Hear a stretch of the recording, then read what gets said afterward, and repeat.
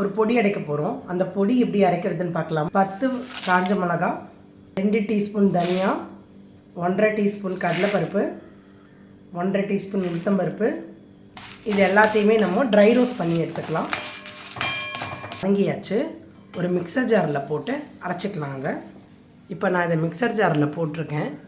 இதை நல்லா ஃபைன் பவுடராக அரைச்சி எடுத்துக்கலாம்.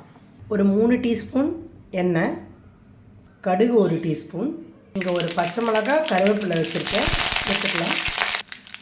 வெங்காயம் 1 நறுக்கினது. ஒரு 3 நிமிஷம் நல்லா வெங்காயத்தை வதக்கிக்கலாம். வெங்காயம் நல்லா வதங்கியாச்சு.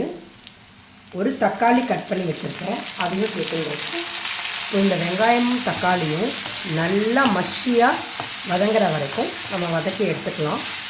இந்த வெங்காயம் தக்காளி பார்த்திங்கன்னா இப்போ நல்லா மஷியாக வதங்கியாச்சு. மிக்ஸ்டு வெஜிடபிள்ஸ் சேர்த்துக்கிறேன். என்னெல்லாம் எடுத்திருக்கேன்னா பரங்கிக்காய், கத்திரிக்காய், கேரட், இந்த 3 எடுத்திருக்கேன். இதையும் சேர்த்து நல்லா வதக்கிக்கலாம். ஒரு 2 மினிட்ஸ் வதக்கிக்கலாம்.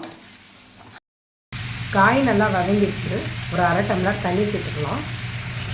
காய் நல்லா 2லேருந்து 3 நிமிஷத்துக்கு நல்லா வெந்துடுது.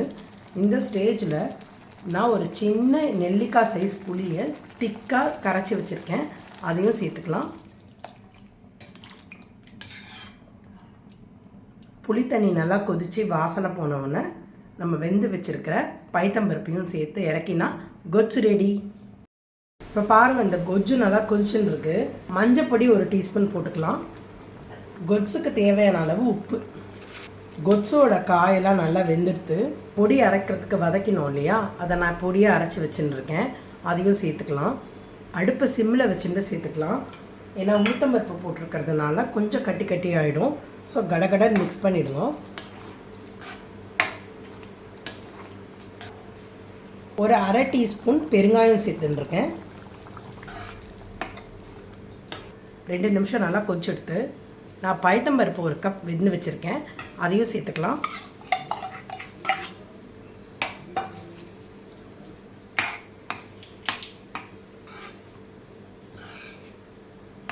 கன்சிஸ்டன்சி அட்ஜஸ்ட் பண்ணுறதுக்காக நான் ஒரு 1/4 டம்ளர் தண்ணி சேர்த்துட்டுருக்கேன். இந்த ஸ்டேஜில் நான் 1 ஸ்பூன் வெல்லம் சேர்த்துக்கிறேன். கொத்தமல்லி தழை சேர்த்துக்கலாம். இப்போ பாருங்க, நமக்கு ஜோராக கொச்சு ரெடி ஆகிடுது. இந்த கரெக்டான கன்சிஸ்டன்சி நல்லா கொதிக்க ஆரம்பிச்சிருது. நான் சொன்ன மாதிரி ஒரு 2 to 3 மினிட்ஸில் சூப்பரான கொச்சு ரெடி. இந்த மேரேஜ் ஸ்டைல் கொச்சு வந்து நம்ம பொங்கல், இட்லி, தோசை எல்லாத்துக்குமே தொட்டுண்டு சாப்பிட்டா ரொம்ப நல்லாயிருக்கும். ஜோரான டிஷ் இது. எல்லோரும் உங்கள் வீட்டில் செஞ்சுட்டு எப்படி இருக்குன்னு கமெண்ட்ஸில் மென்ஷன் பண்ணுங்கள். தேங்க்யூ.